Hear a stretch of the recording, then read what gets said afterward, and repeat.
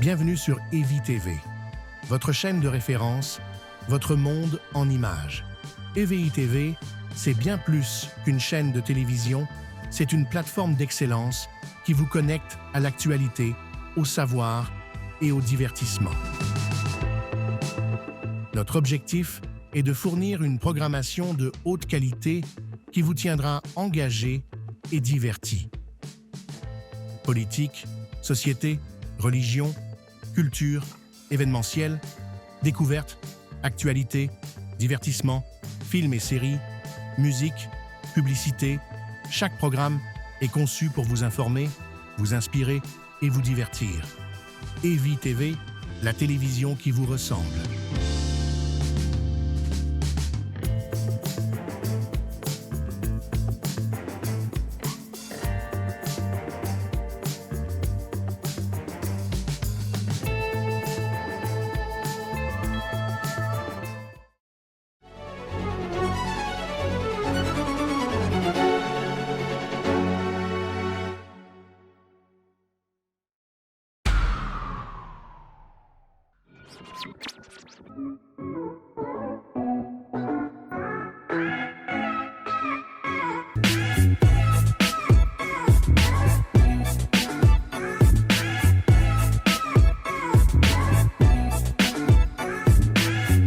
Fidèles téléspectateurs, vous nous suivez de partout où vous êtes, sur IPTV, sur OTT, sur notre application mobile EVI TV, sur Web TV, vous nous suivez sur satellite, vous nous suivez sur TNT. Nous vous souhaitons la bienvenue pour ce programme.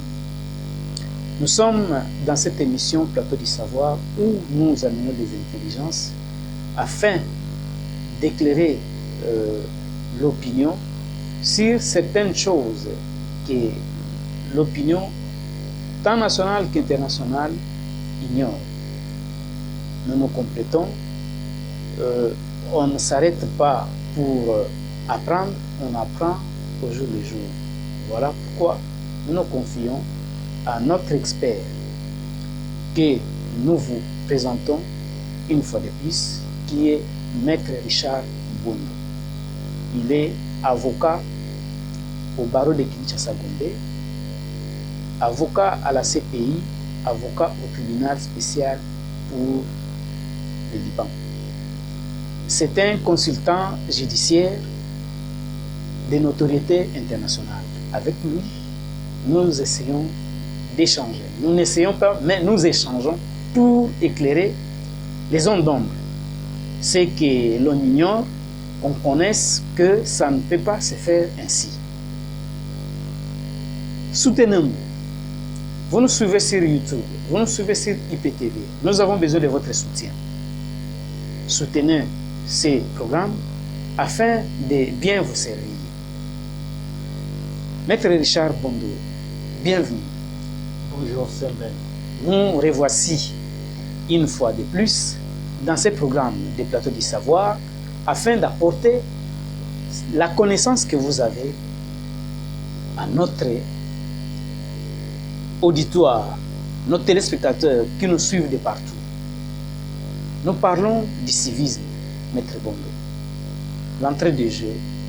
Quand nous parlons du civisme, qu'est-ce que l'on veut dire par là? Merci beaucoup Sylvain. Le civisme, c'est simplement le savoir-vivre en société. Pour bien vivre en société, l'on doit tenir compte de l'autre. Si je me comporte ou je pose tel acte, qu'est-ce que j'aurai comme réaction de l'entourage? Comment celui qui est en face de moi ou à mes côtés va-t-il juger mon acte? Est-ce qu'on va me considérer comme appartenant à la race humaine où il y a la raison la rationalité, ou bien je serai assimilé à un animal. C'est pourquoi, quand nous on était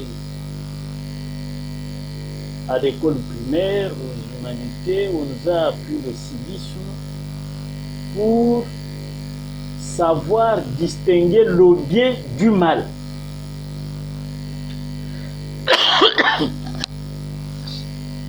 Pour savoir distinguer le bien du mal, et ça doit nous suivre au jour le jour, à partir de la maison, à l'école, au travail, n'importe où, le civisme nous suit. Par exemple, vous entrez dans un bus.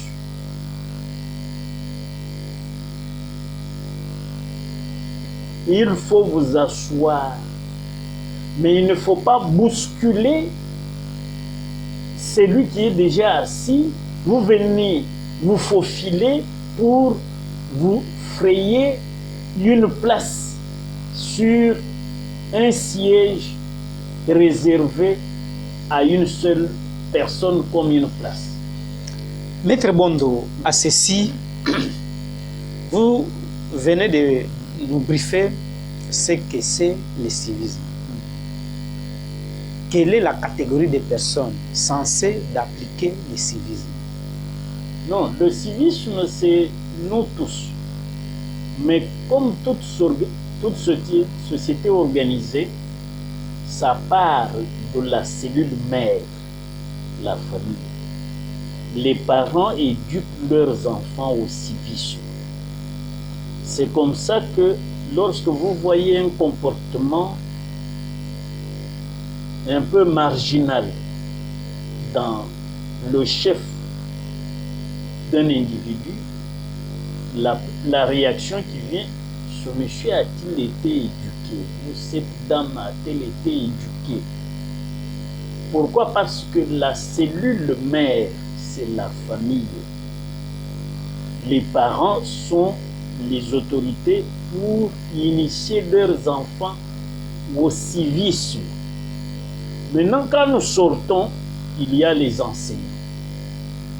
Après les enseignants, c'est toutes les autorités qui doivent donner l'exemple du civisme.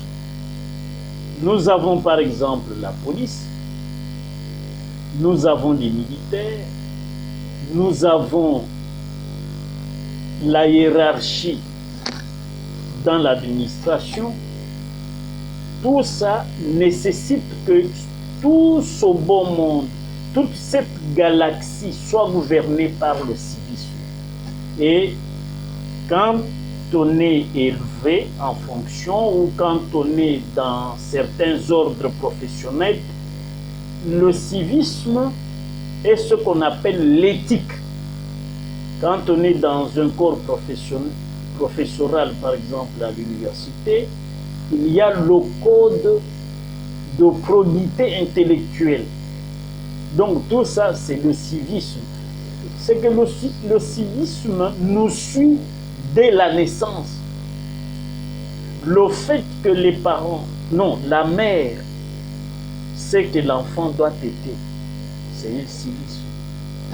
C'est le devoir d'une mère d'allaiter le bébé. C'est déjà du civisme. Nourrir sa famille par les deux parents, c'est du civisme. Payer ses employés, c'est du civisme. Honorer ses engagements, c'est du civisme. Pourquoi? Parce que nous devons nous comporter comme des hommes faits. Même la Bible nous conseille d'être des hommes faits. Les hommes ne sont pas des barbares. Le civisme vous éduque. Le civisme vous façonne de manière que la civilisation humaine soit incarnée dans chaque individu. Maître Richard Bondo, le civisme veut qu'il soit incarné dans chaque individu. Mais nous voyons certaines familles où eux ne corrigent pas leurs enfants. Quand vous essayez de corriger son enfant, ils vont vous dire « Laissez mon enfant tranquille, il est libre de faire tout ce qu'il veut. » Et il va exceller dans ce mal-là, grandir avec. Vous avez dit tout à l'heure que la famille, c'est la cellule mère d'une société, mais ce travail-là n'est pas fait déjà dans la famille. Que deviendrait une telle personne? Il y a non seulement les parents, il y a aussi l'école qui complète les parents. Parce qu'à l'école, vous rencontrez des gens qui ne sont pas nécessairement vos frères et sœurs. À l'école, vous rencontrez des gens qui ne sont pas nécessairement de votre tribu, de votre clan. D'où naît la complémentarité, savoir respecter l'autre. C'est-à-dire notre liberté, où on nous apprend, ce que la Constitution aussi dit, nos droits se limitent là où commencent les droits des autres.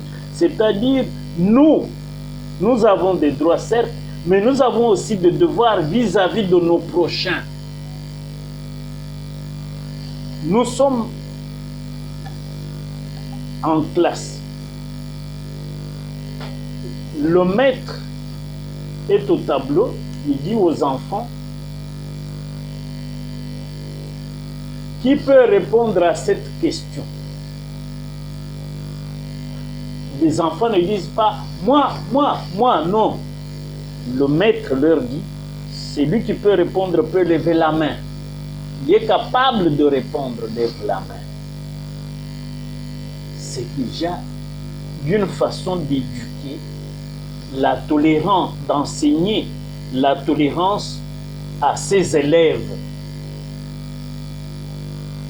Il faut savoir supporter l'autre. Il faut aussi savoir écouter. Vous ne pouvez pas, quand on est dans un milieu ou une réunion, prendre la parole en désordre. S'il y a un modérateur, il faut lui demander la parole.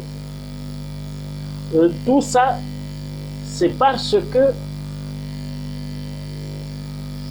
la famille, comme cellule mère, a donné des prémices,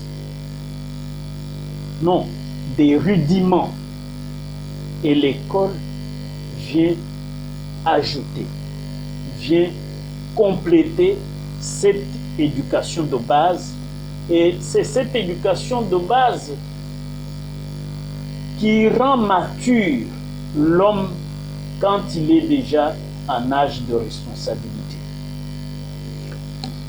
Maître Richard Bondo, le civisme, c'est-à-dire que c'est quelque chose qui nous est collé à la peau. Riches ou pauvres, jeunes et vieux, nous sommes soumis au civisme, Maître Bondo. Nous sommes soumis au civisme. Alors, à ceci, il y a de ces personnes qui se surestiment, qui ignorent les autres et qui n'ont aucun égard, aucun respect envers les autres. Comment pouvons-nous nous en tenir? Comment pouvons-nous traiter de telles personnes? Comment vivre avec eux? Vous savez, notre constitution ici, à son article 66, je puis vous donner lecture avant que je commente.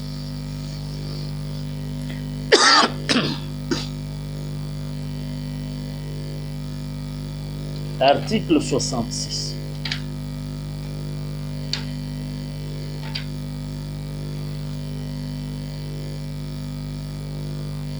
il dit ceci. Tout Congolais a le devoir de respecter et de traiter ses concitoyens sans discrimination aucune et d'entretenir avec eux des relations qui permettent de sauvegarder, de promouvoir et de renforcer l'unité nationale, le respect et la tolérance réciproque. Ça, c'est l'alinéa premier. Qu'est-ce que ceci veut dire? Parce que nous sommes dans une société composée de plusieurs familles, plusieurs villages, plusieurs clans, plusieurs tribus, plusieurs provinces. Allons-nous construire une nation comment si nous ne savons pas nous tolérer réciproquement? C'est pour cela que lorsque nous avons des gens qui se surestiment, nous devons les tolérer, mais en leur rappelant leur devoir de respecter aussi nous, qui nous surestimons pas comme eux. Comme ça, ces gens seront émondés, seront façonnés à un modèle idéal d'homme qui écoute, qui tolère, qui respecte les prochains. Pourquoi? Parce que le Créateur Dieu, après avoir créé Adam,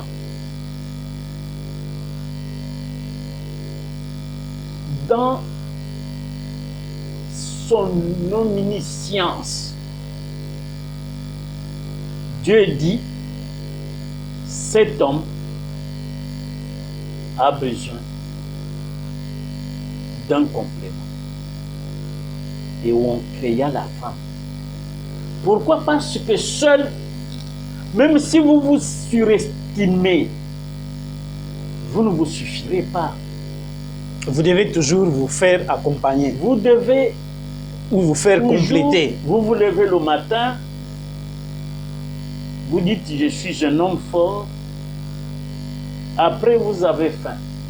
Avant de sortir le matin, il faut que vous preniez votre petit déjeuner.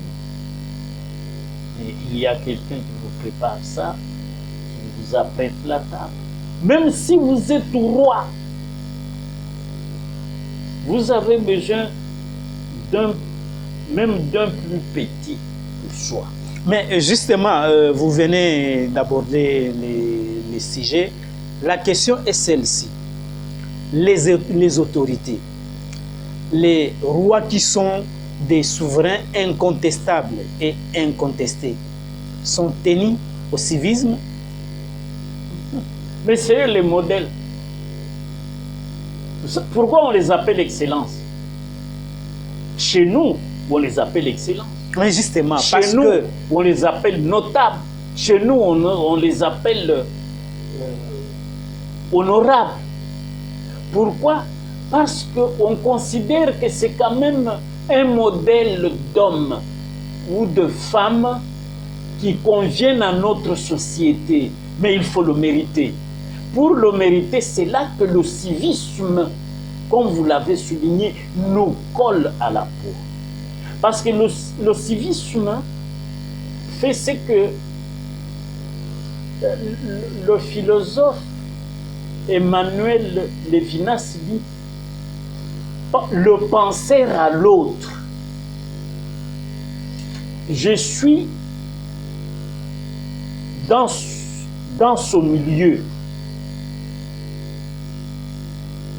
Si j'arrache l'effigie du président de la République, comment serais-je traité par celui qui me regarde, par le badaud, par le passant, même par ses propres enfants.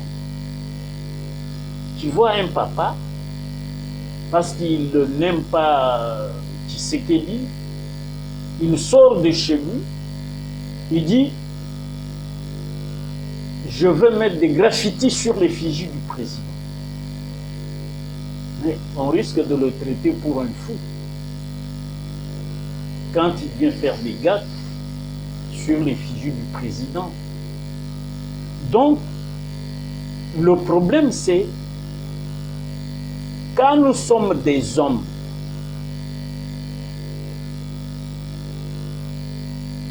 comment nous devons nous comporter en société pour que nous soyons acceptés par ceux que nous rencontrons ou ceux qui nous rencontrent.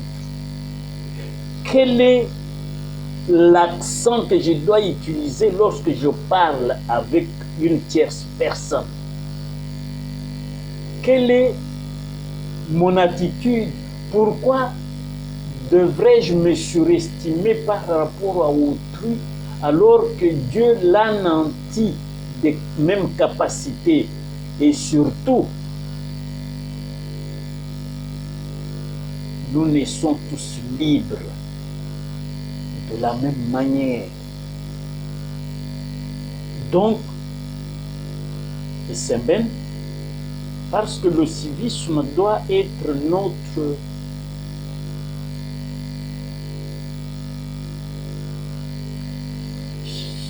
notre façon de vivre en société.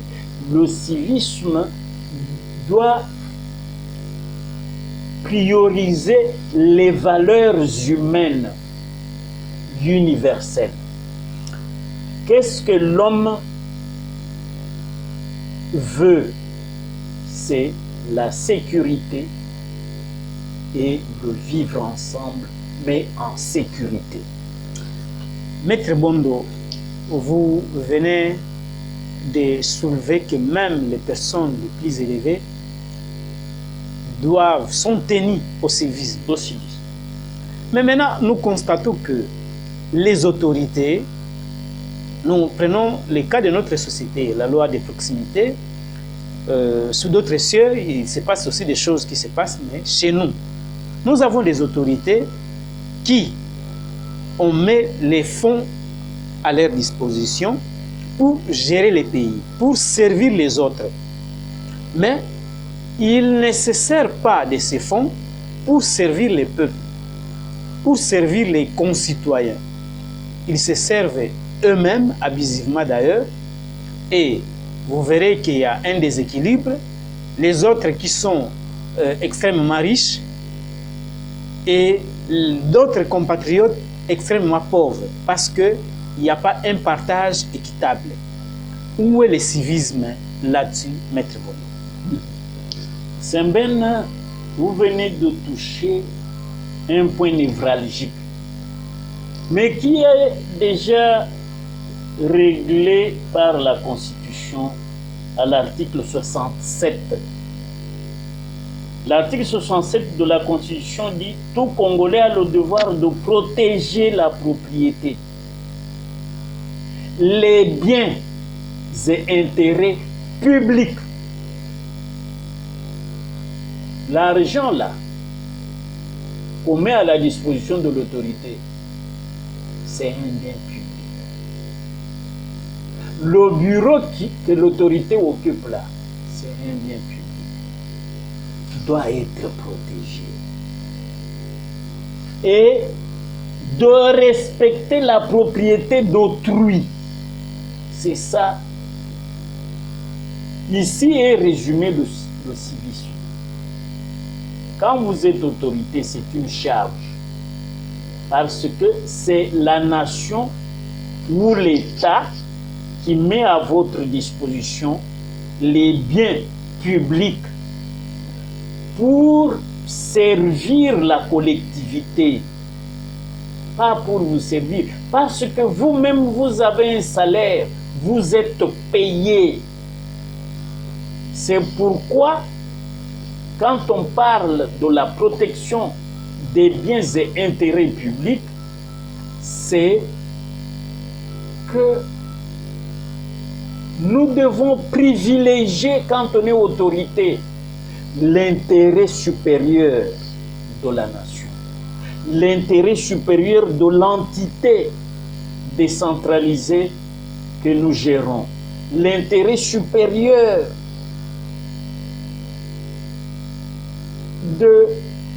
du service à rendre à la collectivité. Ce service à rendre à la collectivité permet une vie sécurisée, une vie décente. Vous ne pouvez pas aller saccager une école, un hôpital, une maternité. Vous ne pouvez pas aller piller un silo de l'État où l'on garde les semences à donner aux agriculteurs la saison venue.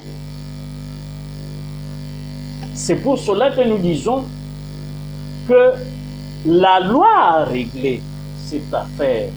Parce que dès que vous, autorité, vous détournez, écoutez ce que la loi dit. La Constitution toujours, article 57, d'abord 56. Je lis l'article 56 de la Constitution parce que cette disposition, j'ai l'impression qu'elle n'est pas connue même par ceux qui exercent de hautes fonctions de la République. Tout acte, tout accord, toute convention, tout arrangement ou tout autre fait qui a pour conséquence de priver la nation, les personnes physiques ou morales de tout ou partie de leurs propres moyens d'existence, tirés de leurs ressources ou de leurs richesses naturelles, sans préjudice des dispositions internationales sur les crimes économiques, est érigé en infraction de pillage puni par la loi.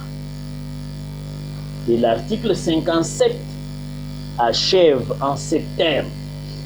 Les actes visés à l'article précédent, donc à l'article dont je viens de vous donner lecture, article 56 de la Constitution, ainsi que leur tentative, c'est-à-dire vous tentez de détourner les biens de l'État. Une intention avérée. Avérée, c'est-à-dire il y a un commencement de la consommation de l'infraction. Vous n'avez même pas encore consommé l'infraction, mais vous êtes tenté, ou vous-même vous tentez. Une manœuvre. Là, vous êtes dans les manœuvres, dans les combines, même dans les combines. Quelles qu'en soient les modalités, voilà les combines. S'ils sont le fait d'une personne investie d'autorité publique, vous êtes ministre, vous êtes mandataire, membre du bureau de l'Assemblée nationale ou du bureau du Sénat, mandataire public, vous êtes mandataire public, sont punis comme infraction de haute trahison. Mais aujourd'hui, là, nous venions d'assister à une audience devant la Cour constitutionnelle où un ancien Premier ministre avec ses complices sont poursuivis pour pillage. Et parce qu'on a été Premier ministre, c'est la haute trahison. Maître Et Richard la haute Gomba. trahison, il faut que j'explique. Ok. La haute trahison est une infraction érigée ou édictée par cette Constitution, puis prévue par la loi organique de la Cour constitutionnelle. Parce que dans tous les codes pénaux que nous avons, le code pénal ordinaire, et le code pénal militaire, toutes les infractions, la peine, l'infraction la plus, disons, l'infraction qui est prévue, dedans il n'y a pas de haute trahison. C'est seulement avec la Constitution de 2006 et la loi organique de la Cour constitutionnelle qu'on parle de cette infraction de haute trahison. Et la haute trahison chez nous a comme juge la Cour constitutionnelle. C'est pourquoi ceux qui volent avec le Premier ministre sont jugés par la Cour constitutionnelle, dont l'article 75 de la loi organique, dont la Cour constitutionnelle a une loi organique. L'article 75 de cette loi organique ne prévoit pas, en cas de haute trahison, la peine capitale. C'est l'unique disposition qui prévoit comme seule peine la servitude pénale à perpétuité. Donc, pour dire quoi? Les biens de l'État sont intouchables. On ne les utilise que pour l'intérêt de la collectivité. Et c'est pour cela qu'on les appelle biens publics. Tout le monde qui est élevé en dignité, ce n'est pas pour abuser du trésor public. C'est pour gérer avec parcimonie, avec beaucoup de responsabilité et de doigté. Parce que une fois que vous tombez, la Constitution a qualifié ça de haute trahison et votre juge, la Cour constitutionnelle, va vous condamner, suivant l'article 75 de sa loi organique, à la peine de servitude pénale à perpétuité. Pour parler simple, c'est la peine d'emprisonnement à vie. Maître Bondo, jusqu'à la fin de vos jours. Maître Richard Bondo, nous allons revenir à la justice, qui est pratiquement la dernière étape dans tout ce qu'on fait. Comment comprendre? Vous venez de dire ici que le civisme commence à la famille, à l'école, ainsi de suite. Mais comment pouvons-nous comprendre? J'ai dit que nous prenons le cas de notre pays, la République démocratique du Congo. Nous avons des professeurs d'université en droit qui enseignent les jeunes gens, les générations futures, qui enseignent la moralité, mais ces professeurs qui sont nommés comme mandataires, comme membres du gouvernement, nous les voyons voler les deniers publics. Comment pouvons-nous justifier ça? Est-ce que eux sont exemptés d'être poursuivis? Est-ce que, après qu'on ait atteint un certain niveau, le civisme ou d'autres lois ne s'appliquent plus contre vous? Maître Richard Bondo, expliquez-nous un peu, que l'on comprenne bien, parce que c'est pratiquement contradictoire à ce que vous lisez dans la Constitution et ce qui s'est fait dans la vie pratique.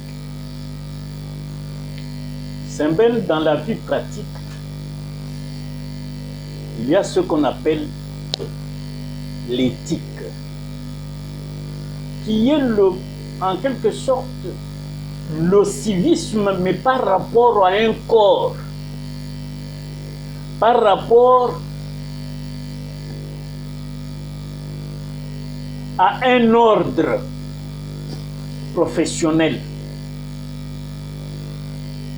Les professeurs d'université appartiennent à une élite dotée d'un code de probité intellectuelle.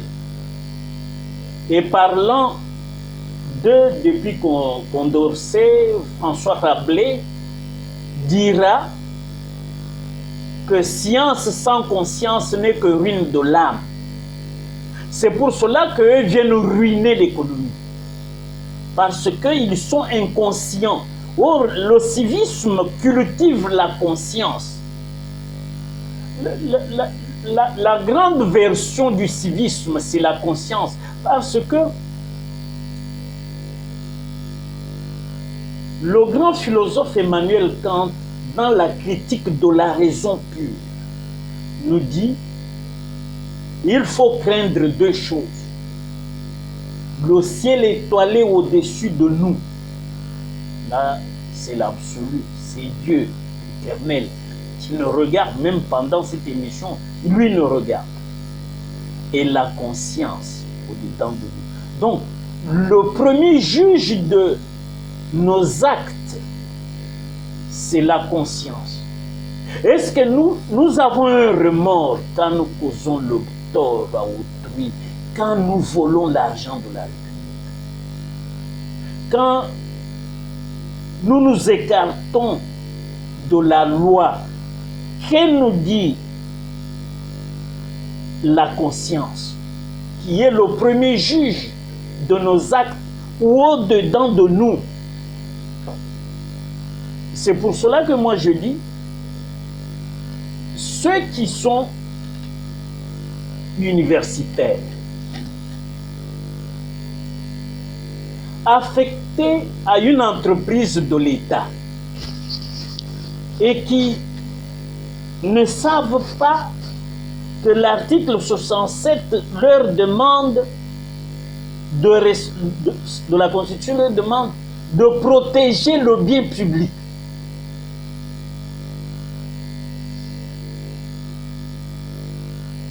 Ils en abusent. Et là où il y a l'abus, l'homme perd sa dignité. Là où il y a l'indélicatesse, là où il y a le mensonge, là où il y a la tricherie, la conscience vous rappelle. Ce que vous venez de dire est mensonge.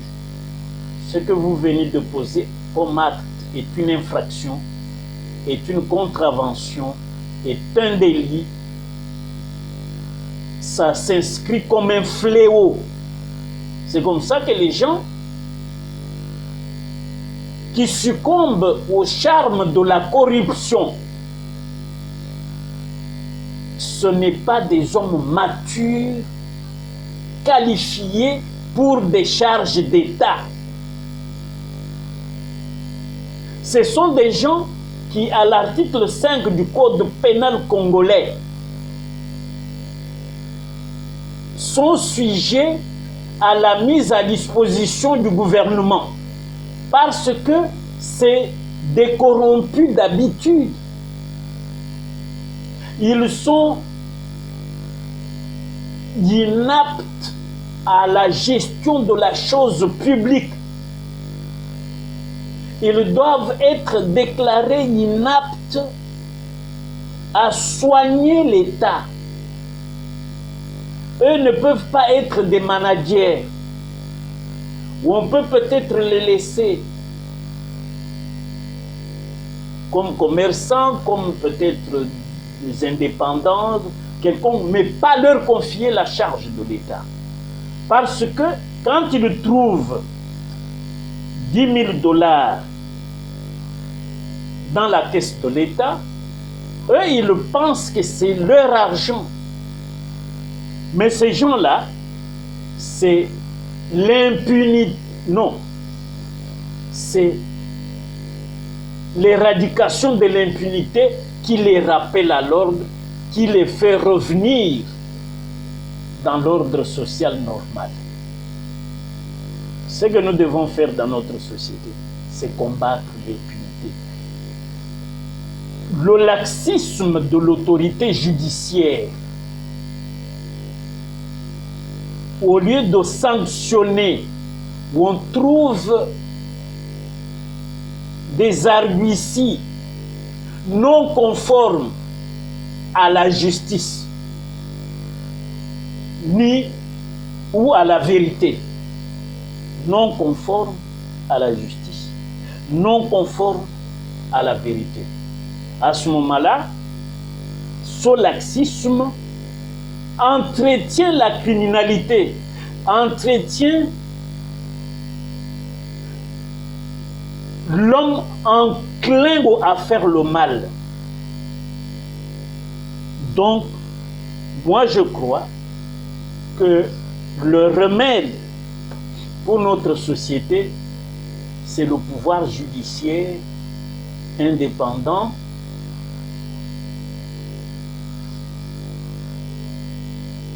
par les à travers les animateurs qui ne sont pas indépendants de la loi. C'est-à-dire, moi, je suis juge. Parce qu'on dit que moi, juge, je suis indépendant.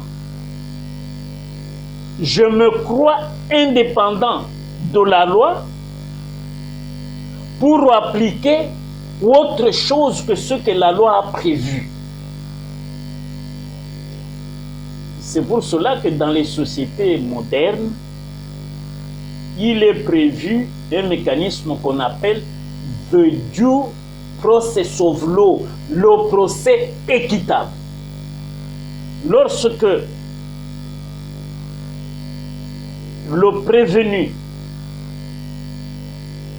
a consommé l'infraction, la loi a prévu la sanction que l'infracteur, que le délinquant mérite. Et ça doit être appliqué. Donc notre société a un pouvoir judiciaire régulateur des mœurs. C'est le pouvoir judiciaire qui sait dire aux gens, si vous touchez au bien de l'État, voilà votre sort. Et la Constitution a prévu. Le problème, c'est que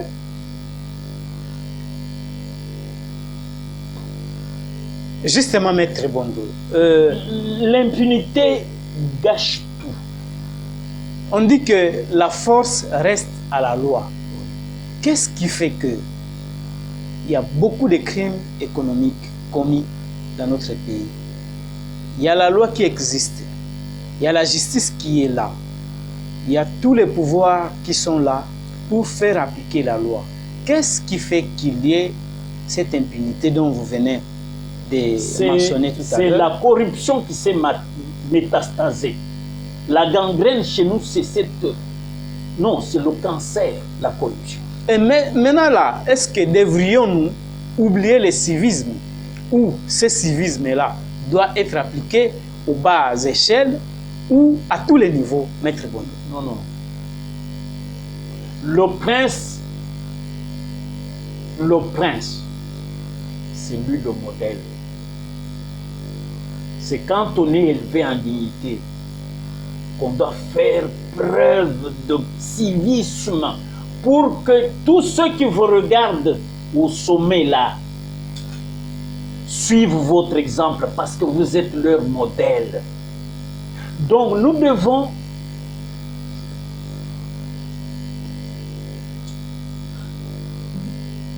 bannir dans notre société l'impunité. Tout acte qui brave les lois de la République est répréhensible. Il ne faut pas trouver des circonstances de ce que le philosophe congolais Gambembo Fumo Atadi, Gambembo, professeur d'université, philosophe, appelé la yayate, glondekoya. Semben trempe sa main dans les biens de l'État. Il a spolié une villa de l'État, mais Semben est le frère de Maître Bondo, ministre de la Justice. Les juges qui connaissent Semben comme frère de leur ministre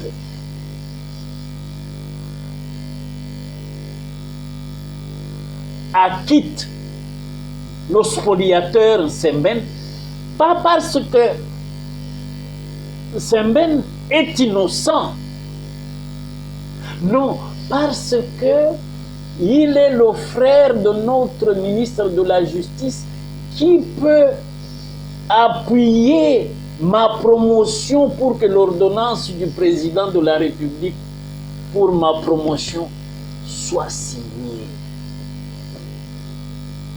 Vous comprenez que la corruption peut ne pas être matérielle, mais la corruption peut être morale. Le ministre n'a pas contacté le juge. Bondo, ministre de la Justice, n'a pas dit au juge acquitte mon frère Semben. Parce que Bondo sait que Semben a spolié effectivement une maison de l'État. Mais parce que Bondo est ministre, le juge de tripé ou de grande instance qui juge Semben, lui va trouver des arguties pour acquitter. Il ne motive même pas son jugement correctement, mais il trouve une formule que non, la maison qu'occupe, soi-disant spoliée, non, était un bien abandonné. Il trouve un argument comme ça. Pour acquitter le frère du ministre, la Yayete, l'Ondekoya, professeur Gambé Moufoumou Outagi a critiqué ça pour que la société congolaise subisse une cure de purification. Le civisme est cette purification. Maître Richard Bondo, nous venons de commencer une série d'émissions sur le civisme. Nous allons nous atteler à ce sujet pour essayer de comprendre qu'est-ce qui ne va pas. Parce qu'il y a plusieurs campagnes qui ont été lancées là-dessus, changement de mentalité et consorts, mais où en sommes-nous à ce jour? Pour cette émission, nous nous arrêtons ici, Maître Bondo. Un mot pour cette émission, parce que c'est une série d'émissions que nous allons animer afin de sensibiliser ce civisme qui soit appliqué à tous les niveaux et dans notre société. Le résumé ici, c'est que le civisme est ce qui accompagne l'homme dès la naissance jusque dans sa tombe. Le civisme. Il faut le cultiver pour que le jour de votre mort, que ce jour-là ne soit pas une honte pour la société, ne soit pas une honte, que toi tu ne sois pas une honte pour la société, ni pour la famille, ni pour le service auquel l'État t'avait employé. Donc, le civisme doit habiter dans chaque individu dès sa naissance jusque dans sa tombe. Merci beaucoup, Maître Richard Bondo. Chers téléspectateurs, nous concluons cette émission à ces mots. Nous sommes là pour vous servir. Le civisme, qui doit l'appliquer? Ça doit être appliqué où et par qui? Nous sommes là. Nous vous fixons rendez-vous pour un prochain numéro. N'oubliez pas de soutenir cette émission à travers les numéros qui sont mis devant vous. Soutenez-nous de la manière dont vous êtes touchés afin de bien vous servir. Vos critiques, positives ou négatives, nous sont de grande importance pour améliorer la façon de vous servir. Nous sommes à votre disposition. Vous nous suivez sur YouTube, IPTV OTT, Web TV, satellite, TNT, nous sommes vos serviteurs et nous fixons rendez-vous pour un prochain numéro. Ciao.